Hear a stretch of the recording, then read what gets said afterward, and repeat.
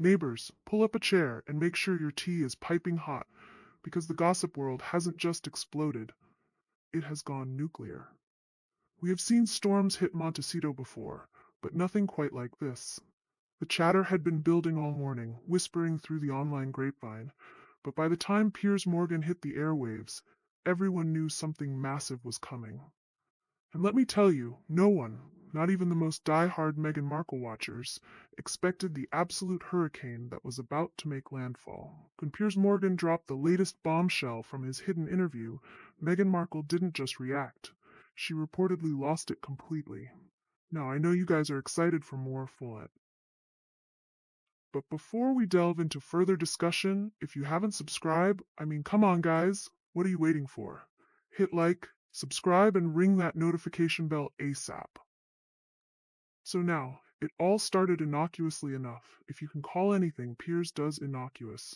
He teased his segment on Twitter with that usual blend of provocation and promise that makes you want to look away but forces you to stare. You think you've heard it all about the Sussexes? Think again. Exclusive revelations coming that will shock the world.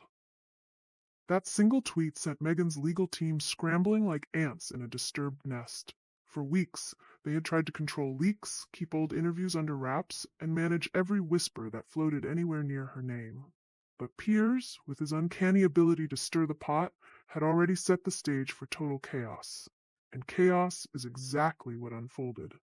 Morgan began the segment with his signature bravado. "Ladies and gentlemen," he said, staring down the lens, "you thought the Sussexes were done making headlines? Not quite. I've got something you weren't expecting." And then he dropped it. Footage cut to blurred clips, cropped screenshots, and snippets of audio that he claimed had never been seen by the public. He teased context about legal battles and Netflix deals, but the real kicker was a hidden interview. Moments of private confession where the Duchess let the mask slip. Immediately, social media erupted. Clips of the teaser were shared thousands of times. Hashtags like Meghan Bombshell started trending instantly.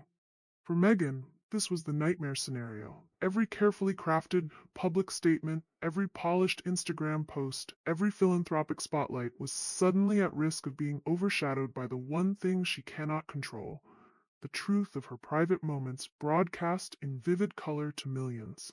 Inside Montecito, sources say the reaction was immediate and explosive.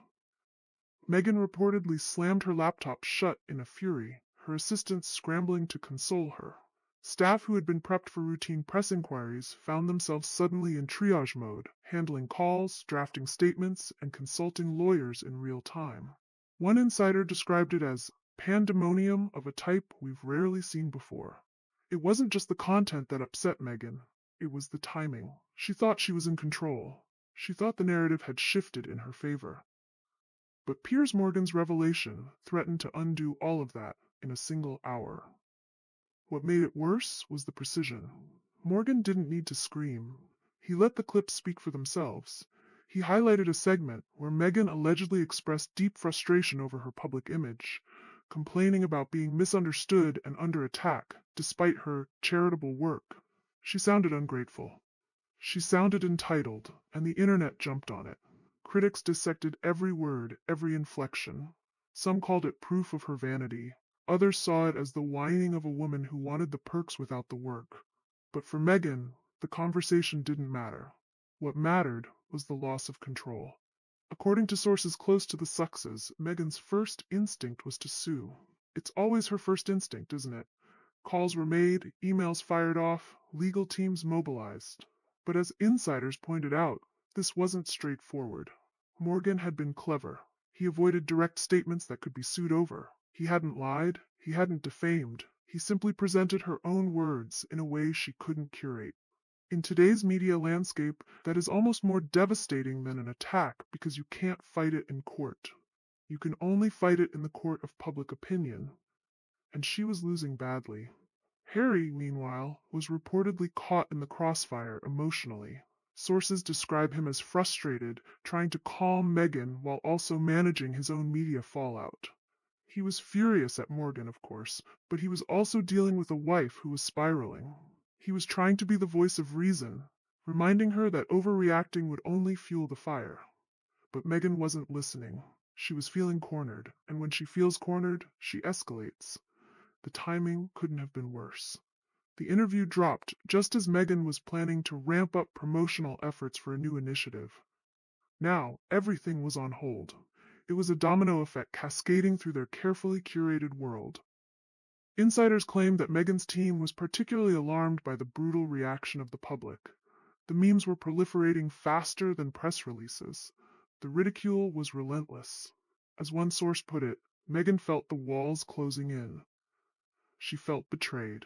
She believed those private words would never see the light of day, yet here they were, weaponized against her.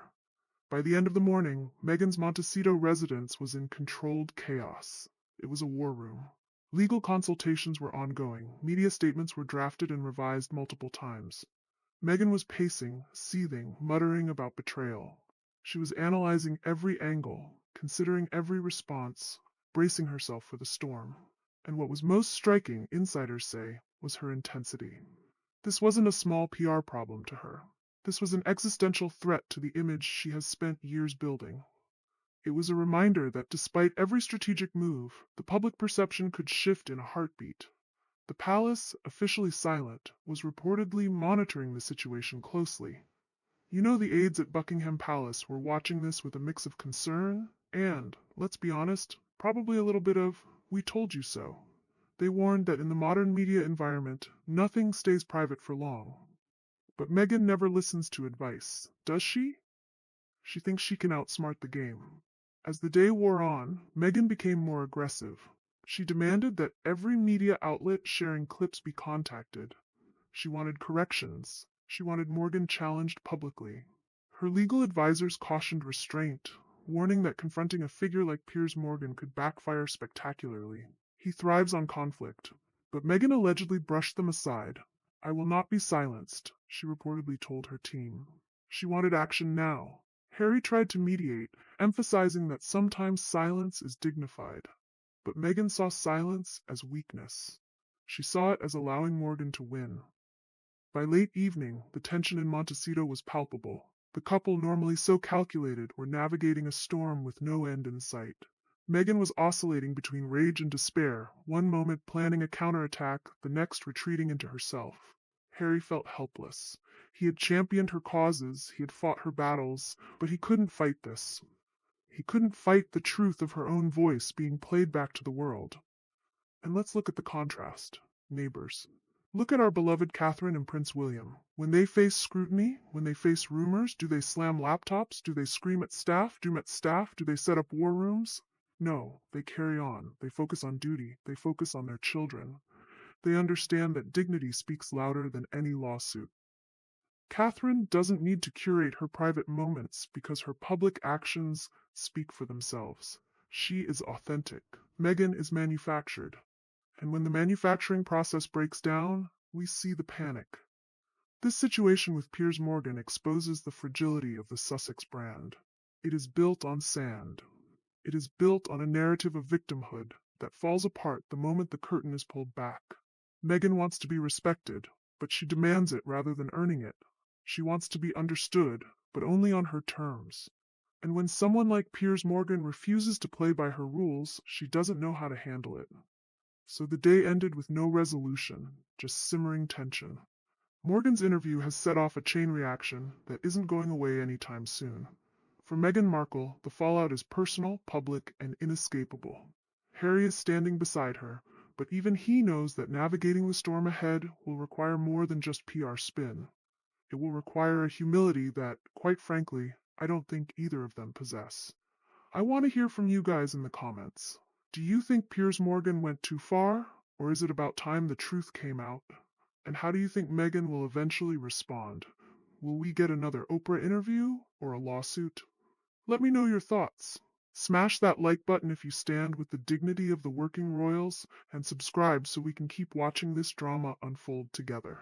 Stay sharp, neighbors. The truth always comes out in the end. Ta-ta and bye for now.